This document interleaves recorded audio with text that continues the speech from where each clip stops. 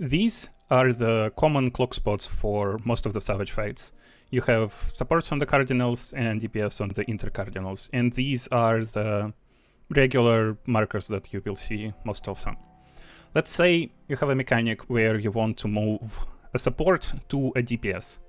You can do it either based on color, in which case you would pair up tank 1 with range 2, people with from different light parties, or you can do them by light parties, which is how it's usually done, but in this case colors don't match. By having one marker here on Northwest, you can keep this logic consistent, and it also wouldn't really matter who moves first, range to tank or tank to range, and like range will never get confused who they would need to pair up with. But that's just one example. Let's say you have a mechanic where you want to split the arena in 2 light party zones. Think something like Eden 12, Shiva, Ice Phase. It's also usually done by colors. So let's say you have red and yellow colors for group 2 and purple and blue for group 1. So it splits arena like this. But as you can see, you will either have tanks go with different groups, or you would have to have tanks adjust all the way across from their regular clock spots.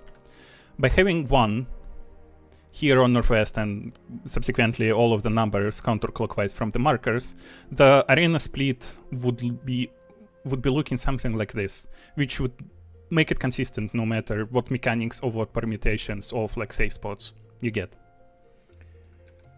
By having one marker on Northwest, you can avoid a lot of these small discussions and confusions, because the logic holds true for most of the basic Savage mechanics. Another example would be towers like this.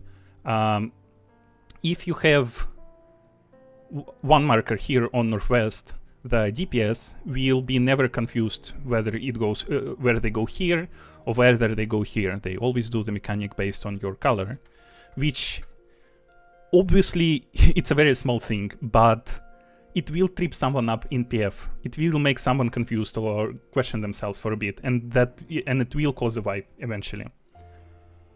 On its own, these are small edge cases, but combined they can lead to a lot of frustration where like these obvious things happen in PF. The best example I can think of is Panda 8. At the start of the fight, you would do the range 1 would be paired up with the tank for like when the boss does like the line and you have a pair. But later during the fights, during Snake 2, the very common way of doing snakes was color based, in which case ranged 1 is paired up with a different person, healer 1, for essentially no reason. Which, like, Snakes 2 were very infamous with how bad PF was with them, which just getting better and not making mistakes is always the solution. But if some of those mistakes can be prevented by having a more natural and consistent logic to positions, I don't really see a reason to not put one marker where it belongs.